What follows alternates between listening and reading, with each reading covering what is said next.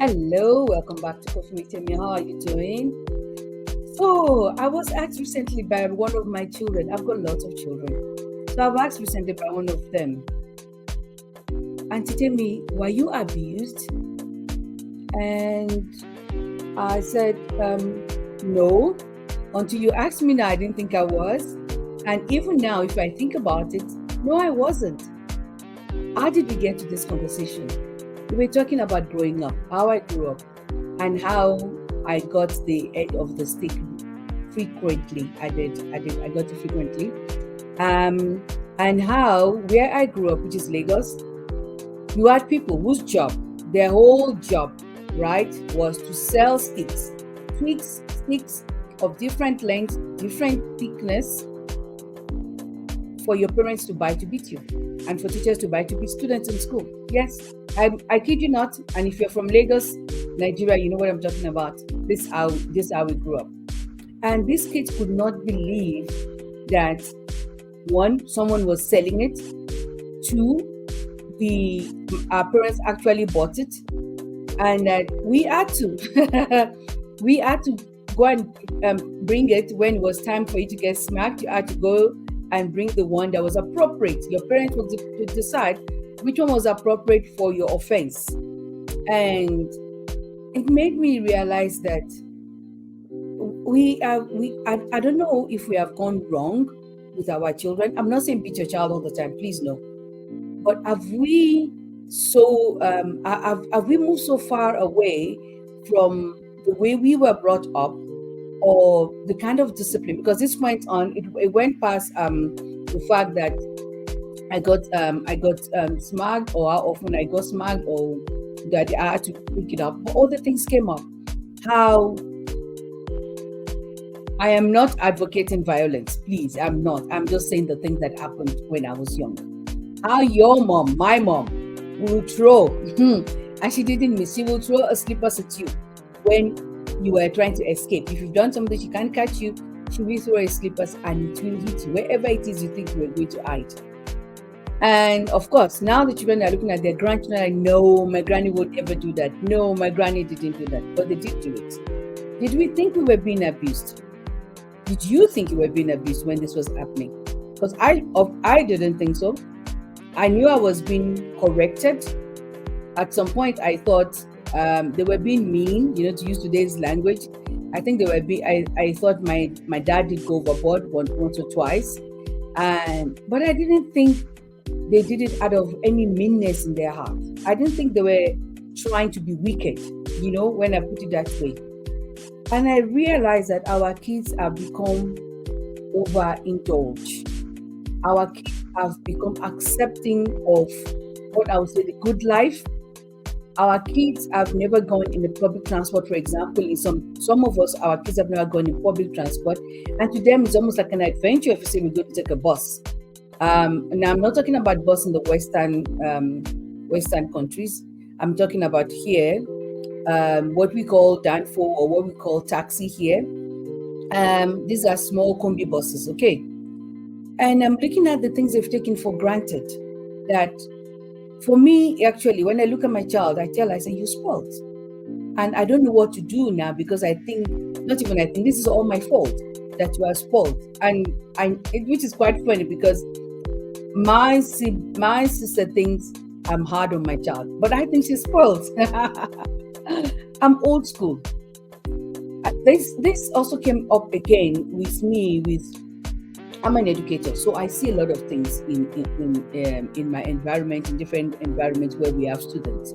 When a child feels it's okay to swear at an adult, even when the parents are there, when you say to a child, I think I might have to call your parent about this. Go ahead. It tells me there's no respect for they know the parents are not going to do anything. They might say, I respect my parents, but they don't. If a teacher had said to me when I was growing up, we have to call your father. Hey, I'm dying.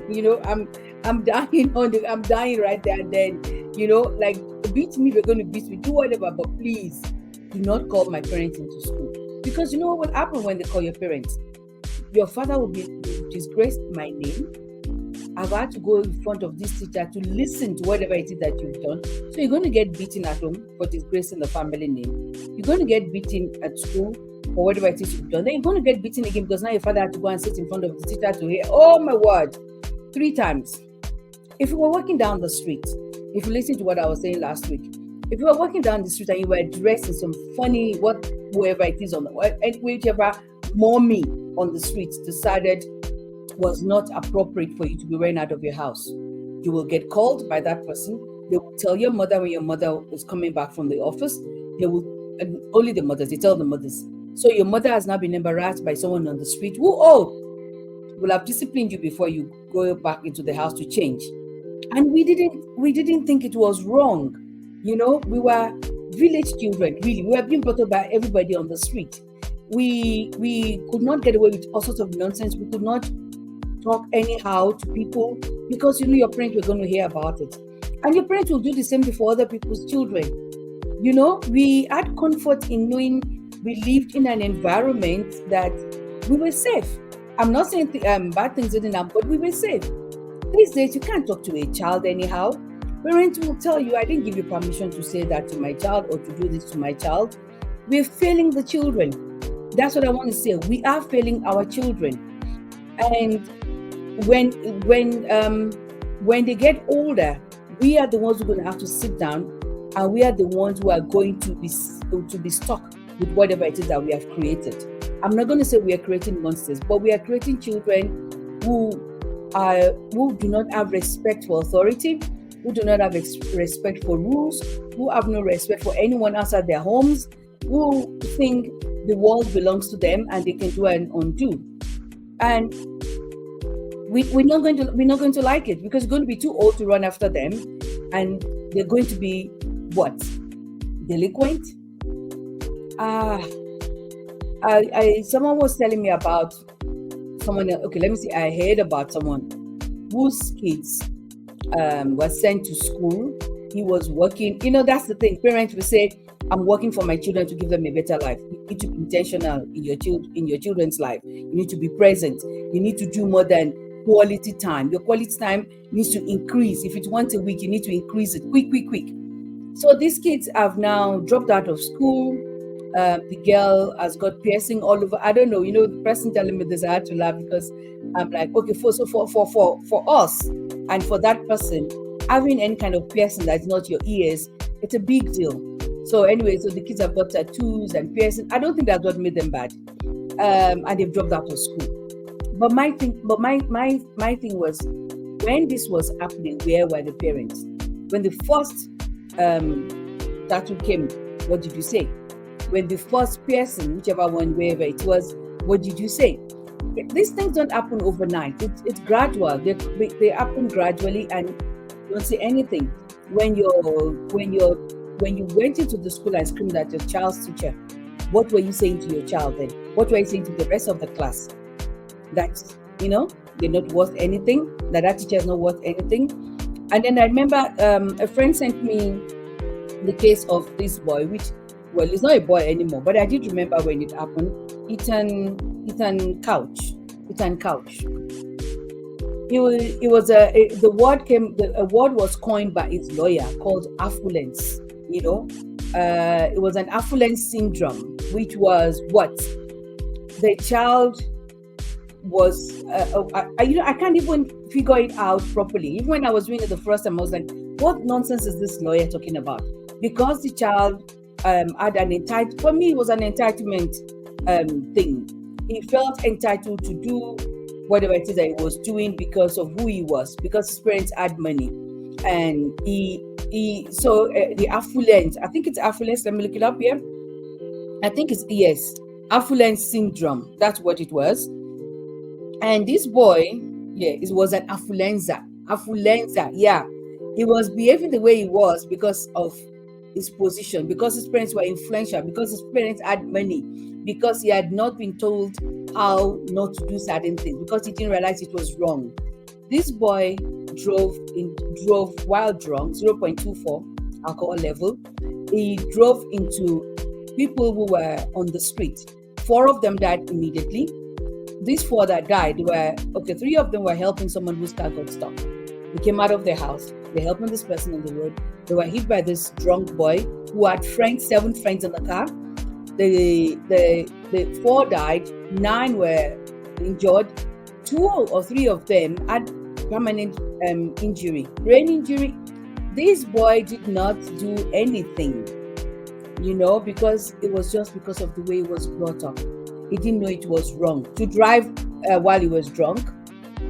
And this affluenza thing is a thing that our kids have now. I was talking to some kids the other day about school uniform. I could have seen the horror in their face. We're going to wear school uniform. If they could, they would have asked us what designer was going to make the school uniform. And they were talking about what kind of shoes they will have to wear to school, and whether they could still wear Nike to school, whether they could wear, brands to school. And when I was growing up, we had hairstyles that were allowed in school. I couldn't wear this to school. But now this goes to school. I mean, my child goes to school like this. Not as many, but I'm saying she'll go to school with braids. Although some schools allow you to put colors, color in your braids. All of these things, they were trying to say to us, or rather they were saying to us, you are a student, go to school, be a student, not do all this other stuff. You have time for that. What are we doing to our children? They can't wash their own clothes. They can't make their beds in the morning. We have to chase them to do homework. Okay, they have to chase me to do homework. So maybe that's not a good example. Why can they not wash their plates? Oh, they're tired. They had school, and then they had extramurals, and we know the extramurals we had when I was growing up. You left school and you went to lesson, and after that you came home, do your homework, slept, and the next day you repeat. School, lesson, homework, sleep, repeat. The only extramurals we had was when we had our sports in school, and we could run around and chase each other and whatever. But now kids have so many things that they do that apparently they don't have time to be trained at home. They don't have time for good manners. There's a saying in my language, Ewa Ju Owolo, which means, Owo Ju Ewalo. You see, my language is kind of Owo Ju Ewalo, which means manners are more important than beauty. Because sooner or later, that beauty will wear off. Yeah, you may still look good. I mean, I look good for my age. You may still look good, but it can only last for so long. Nobody will care about your beauty if you're rude, if you're arrogant, if you're saucy, if you're cheeky, if you're all about yourself, if you're selfish, if you're inconsiderate, if you have no manners. That's what it means. If you have no manners, nobody cares about how beautiful you are. What you will be known for is the fact that you have no manners. What your children will be known for, if you don't treat them, is the fact that if they have no manners. And also, where I grew up, they will say, if you're not taught manners at home, we'll teach you on the street. Why do we have to? Why are we setting our kids up for failure? These kids can't. If I go into what we see as educators, I'm going to be here the whole day. These kids can't read, can't type, can't make sentences because everything is done. AI has sorted everything out on WhatsApp or whatever it is they're using. Their fingers fly so quickly, and they're talking to you. They can't make a conversation because the art of conversation has gone out of the window. So you will see 5 kids sitting down. They're supposedly having a play date, but everybody's tapping something. And sometimes you find that they're playing the same game. Why are you playing that game? I don't want to go there. I just want to talk about the fact that we're setting our kids up for failure if we don't give them some basic home training. That's it. That's the bottom line of what I'm saying today. I wasn't abused because I was smart when I did what was wrong. Yes, they were overzealous in some point, but okay. I turned out all right. I think I turned out all right. I was taught how to cook. I was taught how to iron. I was taught how to wash, which I hate up till today. I hate washing. I had to clean my room. I had to sweep the house. And I had to sweep the house not with the fancy broom, but with traditional broom, which my child cries every time I tell her to use it. I was taught how to be respectful to others. Even up till now, when someone who's older than me does something wrong, and I don't know them from Adam, I find it very difficult to speak out because my upbringing was anyone who's older than you, and it can be from 5 years. I'm telling you, it can be anyone older than you by 5 years. You cannot. It's disrespectful to shout at them, to speak out at them. The only time that I throw all this out of the window is if you're being if you're offending my child. If it's about my child, then no, gloves are off. We're not going to go there. But you need to teach your kids. You need to show them by what you do, by what you say. The F word is thrown around everywhere these days. And I say to my kids, and they know when I say, it's because your vocabulary is limited. You can't speak English. Maybe say it in your language. Because if your vocabulary is not limited, like my pastor will say, when you say to someone, I want to take a running jump, you say, how high do you want me to? Where do you want me to jump from? Which cliff would you like me to jump from? You will tell somebody they're stupid and they will say, thank you. You just have to have the right vocabulary. When you have to use the F word for everything, your kids come they go out of their house and they're saying it. They say, oh, I don't know where you're getting that from. They're getting it from you. They see the way you talk to the helper in your house, the way you talk to your driver, those who have drivers, the way you talk to your subordinates in the office and seats. They see the way you shout on the phone when you're talking to people. They see how you hang up on your own parents. Yeah, you know yourself. They see when you talk to your husband, or when your husband is talking to you, the way you respond. And they take it from there. You are what they're looking at. You are the mirror. You are what they're looking at. It's not what you teach your children, what you say to them, that they do. It's what you do that they're watching. And that's what they're doing. Anyway, I've got to go out now to talk to a child. So I hope I've not offended you. And if I've offended you, my pastor again, I love that guy. My pastor again, he says, if the shoe fits, wear it. So I'll see you next week. Bye for now.